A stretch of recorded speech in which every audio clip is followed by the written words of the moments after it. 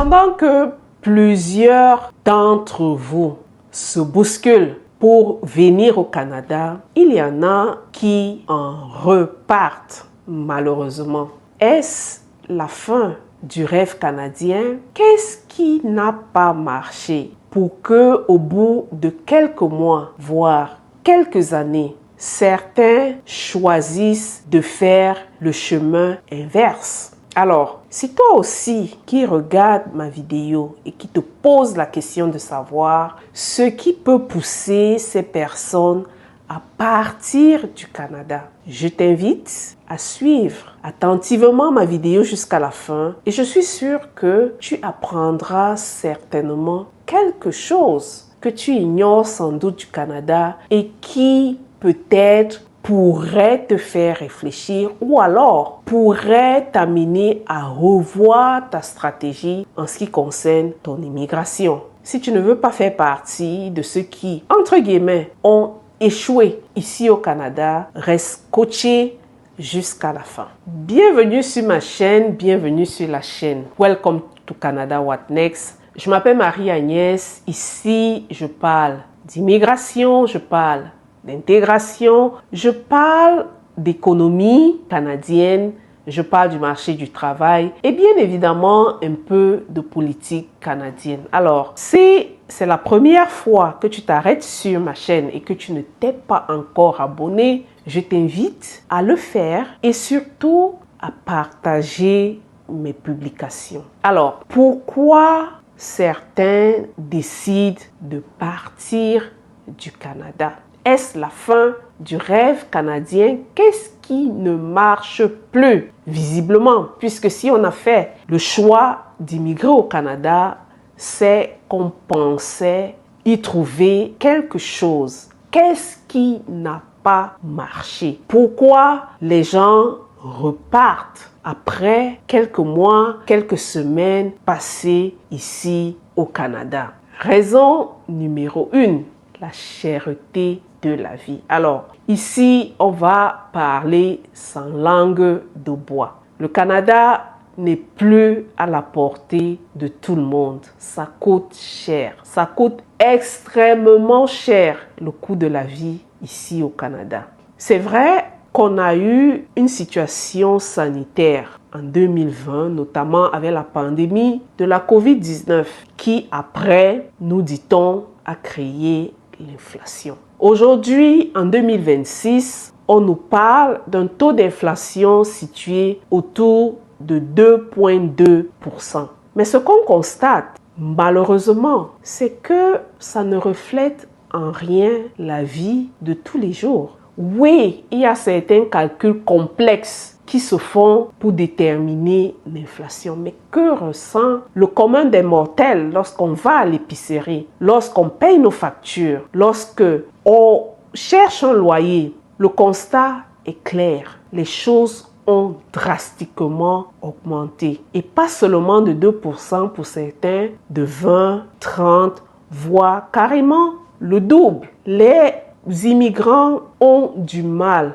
à s'adapter. Pourquoi je parle des immigrants? Pour la simple et bonne raison que lorsqu'on prend la décision d'immigrer au Canada, on se fait naturellement une petite réserve. Mais c'est sans tenir compte du fait que le coût de la vie a astronomiquement augmenté ici au Canada. Ça, c'est la réalité. Première raison, le coût de la vie chère. Les gens ont l'impression qu'ils ne s'en sortent plus au Canada. Comme je l'ai dit en entame de ma vidéo, on parle sans langue de bois, on donne des exemples concrets. Avant la pandémie, lorsqu'on allait à l'épicerie, je prends juste quelques articles qui sont communs à presque tous les ménages canadiens. Vous allez à l'épicerie, vous voulez acheter de la salade. Avant pandémie, la salade coûtait environ $1,99, parfois 99 sous. Rendu aujourd'hui, la salade coûte pratiquement $4. $4 pour une tête de salade. Ça, c'est un article parmi tant d'autres. Oui, on parlera des tarifs. Oui, on parlera de beaucoup d'autres facteurs. Le fait est que la vie devient de plus en plus chère au Canada. Autre exemple, je prends les loyers. Ici à Edmonton, les loyers sont montés de plus de 10%. L'année passée, on parlait d'une augmentation de près de 14%. Et pour petit exemple, un loyer qui te coûtait à l'époque, avant pandémie, je prends juste les sous-sols. Tu pouvais louer un sous-sol facilement ici à Edmonton à $600, $700. Mais rendu aujourd'hui, vous ne trouverez pratiquement aucun sous-sol ici à Edmonton à $600-700. Pareil pour les loyers des maisons, des appartements. Tout a quasiment augmenté. Les taxes municipales ont augmenté. Dans les factures, il y a des augmentations ça et là. Bref, c'est devenu cher. Lorsque on a un pouvoir d'achat qui n'évolue pas et que les prix ne cessent continuellement d'augmenter, on s'approuverait visiblement. On va vous dire que l'inflation est de 2%. Les salaires augmentent suivant l'inflation.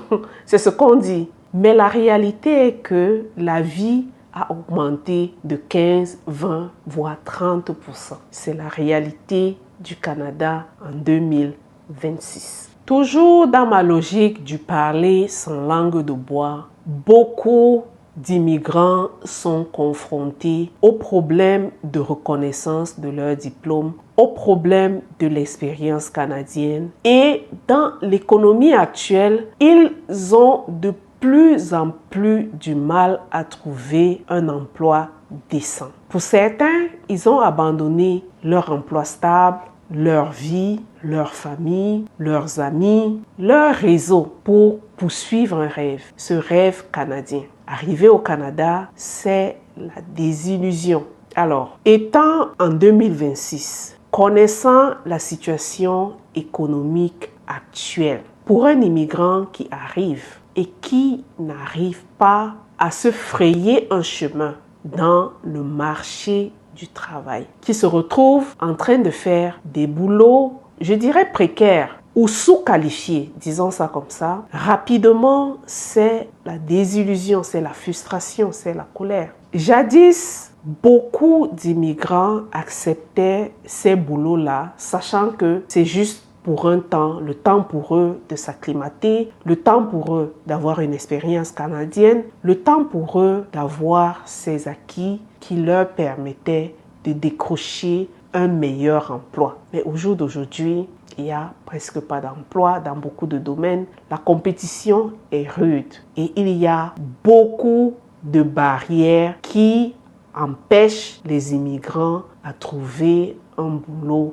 décent. Résultat des courses, beaucoup sont frustrés et repartent naturellement, soit chez eux ou alors ils se trouvent une nouvelle terre d'accueil. Raison numéro 2, l'intégration qui est de plus en plus difficile. Autre raison qui pousse les immigrants à rentrer, c'est l'instabilité au niveau de leur paperasse administrative / titre de séjour. On l'a vu récemment avec la fin du PEG au Québec où plusieurs immigrants qui, étant venus avec pour certains des emplois qualifiés, se retrouvent aujourd'hui en train de repartir chez eux à cause d'une modification ou d'un changement de cap en ce qui concerne la politique d'immigration. Certains vous diront que le Canada n'est plus fiable. Le Canada est de plus en plus risqué. Résultat des courses, beaucoup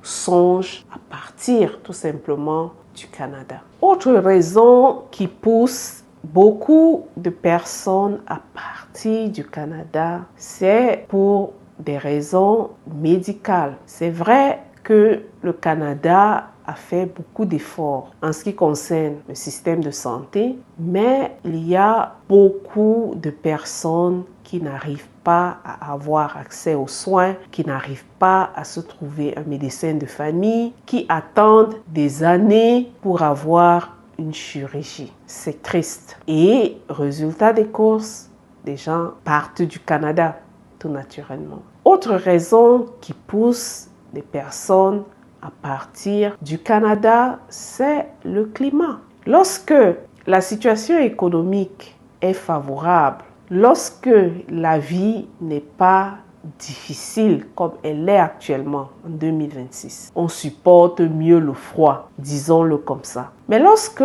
tout est dur, lorsque c'est compliqué, lorsque on n'arrive pas à joindre les deux bouts à la fin du mois, on voit tous les défauts du Canada. Et défaut numéro 1, c'est est-ce qu'on peut dire rudesse, ou bien le fait que on vit dans un climat qui soit particulièrement rude. On commence à se plaindre.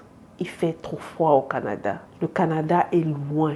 L'éloignement, il fait froid au Canada. C'est-à-dire, on ne supporte plus rien. On veut partir. Raison numéro 3 et 4, c'est le froid, c'est l'isolation, c'est l'éloignement du Canada par rapport à beaucoup d'autres pays. Autre raison qui pousse les immigrants à rentrer, c'est l'instabilité au niveau de leur paperasse administrative / titre de séjour. On l'a vu récemment avec la fin du PEG au Québec où plusieurs immigrants qui, étant venus avec pour certains des emplois qualifiés, se retrouvent aujourd'hui en train de repartir chez eux à cause d'une modification ou d'un changement de cap en ce qui concerne la politique d'immigration. Certains vous diront que le Canada n'est plus fiable. Le Canada est de plus en plus risqué. Résultat des courses, beaucoup songent à partir tout simplement du Canada. Autre raison qui pousse les gens à quitter le Canada, ce sont les impôts. C'est vrai qu'en tant que citoyens, tous, nous devons payer les impôts pour avoir accès à de meilleurs services, pour avoir accès aux services de santé, pour avoir accès à l'éducation ou bien aux écoles pour les enfants. Mais ce que on constate dans la réalité, c'est que les impôts ne cessent d'augmenter, mais la qualité des services n'augmente pas dans le même temps. Les gens sont frustrés. Les gens sont frustrés et beaucoup songent tout simplement à partir du Canada, ce qui est naturellement dommage. Beaucoup songent à partir parce que pour beaucoup, on a l'impression qu'on travaille, mais presque tout reste entre les mains de l'État. Et ce sentiment, ce n'est pas un sentiment uniquement partagé par les immigrants, mais beaucoup de Canadiens de plus en plus songent à partir du Canada à cause du grand taux d'imposition ici au Canada. Sans discrimination aucune, nous vivons dans un pays où on prône la tolérance. C'est vrai qu'en tant qu'individu, on se doit de respecter les orientations, le sexe, la religion et bien d'autres choses encore. Mais ce qui fâche, c'est que les immigrants, pour beaucoup, ont le sentiment qu'on leur enlève la possibilité d'inculquer certaines valeurs à leur progéniture. Oui, on peut être, je ne dirais pas libertin. Je ne sais pas si le mot est approprié, mais on peut avoir une certaine liberté de penser. Mais jusqu'où va cette liberté? Est-ce que, en tant qu'immigrant, n'ayant pas reçu cette culture de liberté absolue, est-ce qu'on aimerait voir ses enfants, je dirais pas jouir d'une certaine liberté plus que celle que leurs parents ont eue, mais on aimerait transmettre certaines valeurs et canaliser certaines libertés, ce qui n'est pas toujours en phase avec la culture canadienne. Très rapidement, vous êtes taxé d'intolérant. Votre raisonnement n'est pas toujours compris. Pourtant, ça ne fait pas partie de certaines valeurs, ça ne fait pas partie de certaines cultures, tout simplement. Toujours dans le même sillage du discours sans langue de bois. Une raison majeure qui pousse beaucoup d'immigrants à quitter le Canada, c'est l'éducation des enfants et les valeurs que l'on aimerait transmettre à sa progéniture. Beaucoup d'immigrants ne se sentent pas en phase avec certaines valeurs canadiennes. Beaucoup d'immigrants sont pris entre le marteau et l'enclume en ce qui concerne l'éducation culturelle de leur progéniture. On vit dans un milieu totalement différent, avec une autre culture, avec d'autres mentalités. Et pour beaucoup d'immigrants, il y a des valeurs qui sont importantes que l'on aimerait transmettre à ses enfants. Et ces valeurs-là ne cadrent pas toujours avec la réalité canadienne. Résultat des courses, ces immigrants préfèrent tout simplement partir du Canada. Entre la vie chère, les services qui ne suivent pas, les impôts élevés, dis-moi,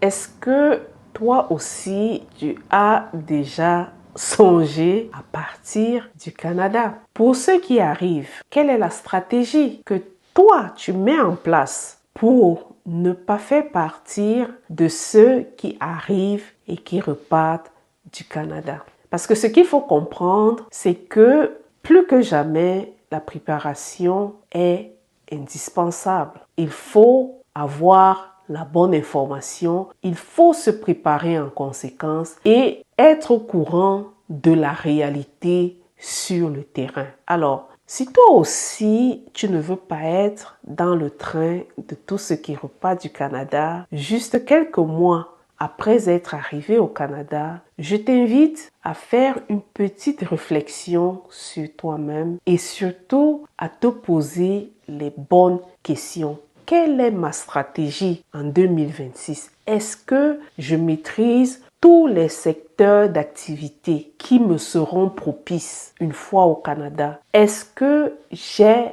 les bons outils? Est-ce que j'ai le bon mindset? Qu'est-ce qu'il me faut pour réussir ou alors réussir mon intégration au Canada? Alors, si ça t'intéresse de partager cette réflexion en me laissant un commentaire, je serai très ravie de te lire. Mais surtout, n'oublie pas de t'abonner, de partager et de liker. Merci et à très bientôt. Bye.